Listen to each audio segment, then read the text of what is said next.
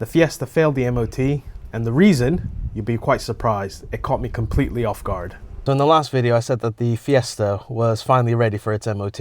So I took it in, had it booked, but it failed. And it failed pretty badly. There was a small defect in the front offside tire, which can be quite dangerous because it could blow out on the road at any time. So in today's video, I'll show you everything they need to do to get this car back on track. And these are the sorts of jobs that you don't really plan for, but you can't avoid. So if the Fiesta passes this retest today, then the car is finally ready to go back onto the road. So let's get to it. If you're new to the channel, I bought this crash damaged Fiesta from auction a few weeks ago with the goal of rebuilding it.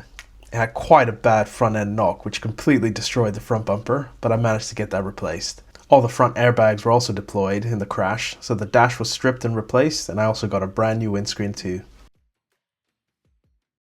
Unfortunately, this car failed its MOT due to the front right tire having a bulge, and there were also a couple of advisories which were going to get sorted today as well. So first up is the drop links, so I'm jacking up the car to remove the wheel so I can get access to the suspension.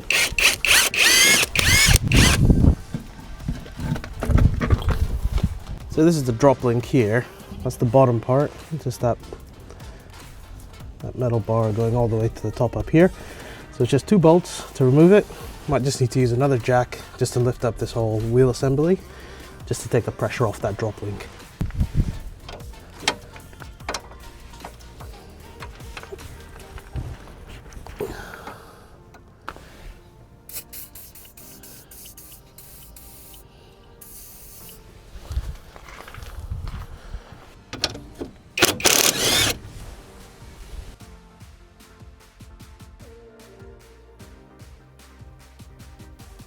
So this was quite tricky to get out, but I just used some vice grips and then managed to zap that out from the back.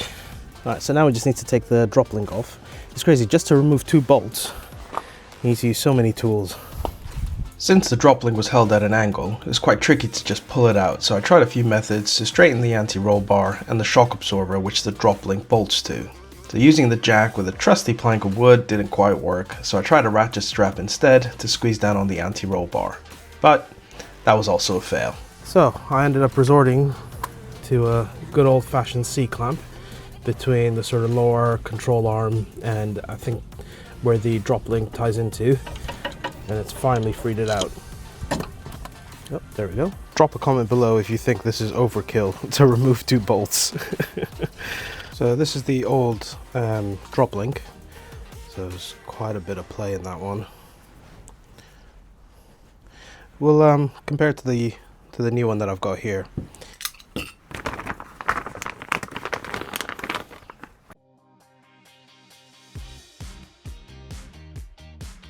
Let's just check the play. Oh yeah, that's a lot stiffer.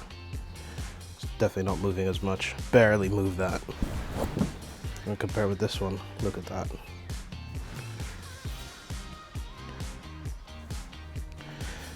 So these were definitely due a change. Now let's pop this one back on the car.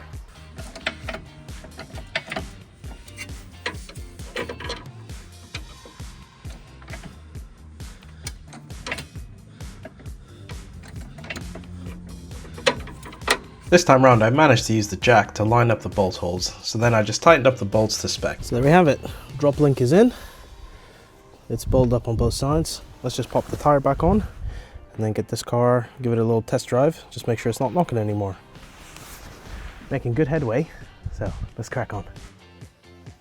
Even though there was an advisory just for the left side, I decided to change both as I figured the other one is probably on its way out anyway. So I just popped the wheels back on, and next up we just need to go and sort out these tires. Tire rod done. So next up I'm gonna jump in the car, get it to the sort of tire center to get new tires put on the front and get the wheel alignment sorted. And then I'm gonna take it for a retest, and fingers crossed that should be everything. Yeah, good. I don't know if you can make it out on camera, but it's a very slight bulge just there. That small bulge is what made this car fail its MOT, so I hopped over to Pro Tire where they got both front tires replaced and also sorted a wheel alignment for the car. Now I'm not too sure exactly what all these numbers mean, but what I do know is that there's a lot of red. So after I picked up the car, they handed me the post alignment chart, which is looking a lot better. but couldn't get it perfect as apparently these cars don't have rear adjustment points, but this will do just fine for now. Now that we've got everything sorted, let's jump back in the car, take it to the retest, and fingers crossed it finally passes and this car is sorted. Come on, let's go. A little longer than a few minutes later. It passed! Yes! Get in! Oh, I'm so pleased. We did it! Yeah, it passed.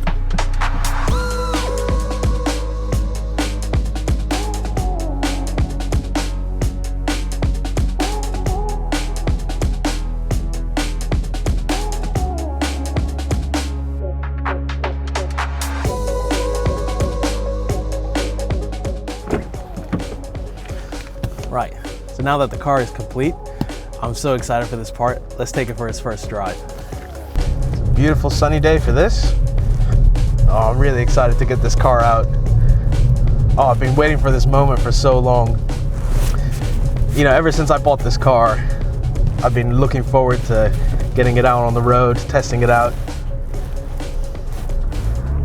giving it a good try. I'm not sure how much of the exhaust is being picked up from the mic as well. It's not too loud. It's not, you know, it's not droning. Yeah, you know, honestly, for a 1.6 liter engine, turbocharged, I'm very well impressed. The steering is tight, brakes work, gearbox is smooth. You know, everything is working exactly the way that it should.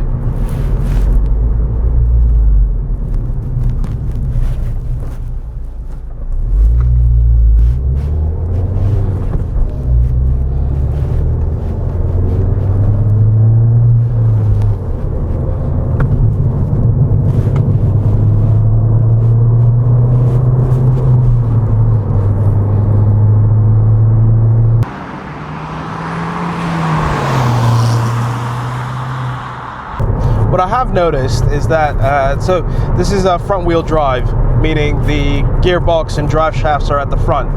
And this car does have a little bit of what's called torque steer. As you're putting load on the engine and on the drive shaft, the amount of power going to each wheels, I think, is not exactly the same, which just means that one wheel is likely pushing a bit more power than the other. And so it's not dramatic like the car drifting into the other lane, but you can just feel it under heavy load.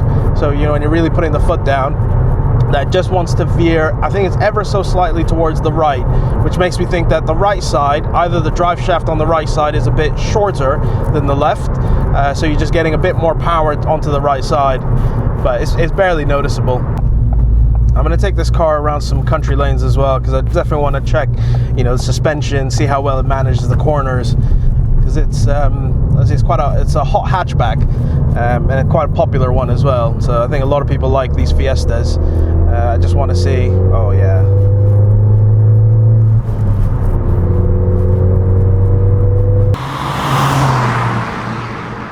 And I think for some people who have Fiestas, Fiesta STs, or these hot hatches, you know, definitely put a big boy exhaust on it.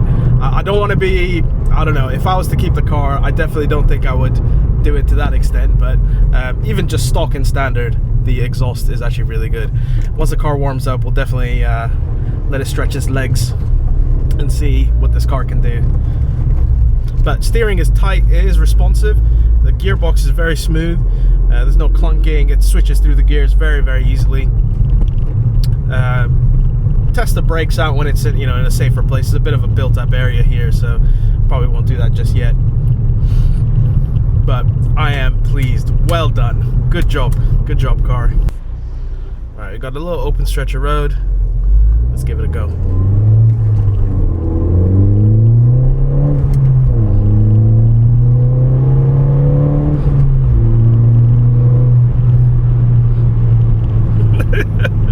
This car is rapid. This car is rapid. Now I'm not sure what the 0 to 60 time is. I think it's definitely sub 7 seconds. But it's definitely not sub 6. Maybe 6.5, 6.6, something like that. Stock, these come with I think it's 184 brake, probably about similar amount of torque as well. Yeah, this exhaust is nice, man. This is good. What a great day as well. I mean, it's pretty much, yeah, we're getting into winter now. To find a nice dry sunny day, couldn't ask for more.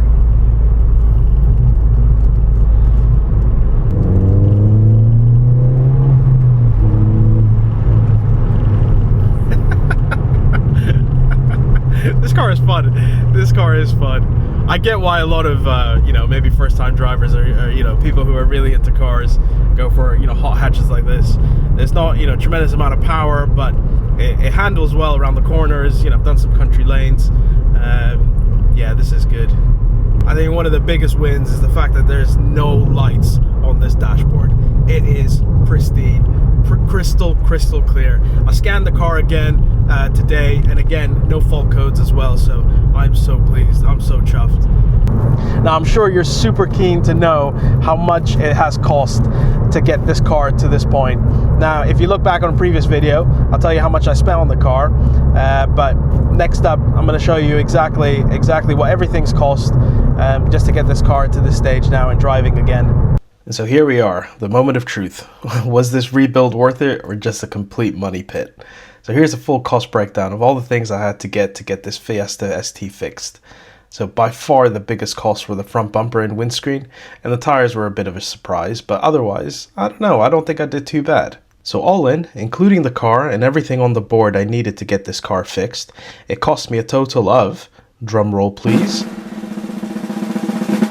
£6,228.41. So now drop a comment below if you think I overpaid or if this was a worthwhile rebuild. So similar cars of this age and mileage, without a category on them, will probably sell for a range, you know, round about £9,000 to £10,000. Because this is a CAT N, because it had a front end collision and it's gone through the insurers, you could probably knock off maybe about 20 to 30%. So I think we're still in the black, just. But that brings this build to the end. So thank you guys so much for watching. If you liked the video, give it a thumbs up. Make sure you subscribe so you don't miss out on future projects, because we're just getting started. But for now, that's it. Chewy out.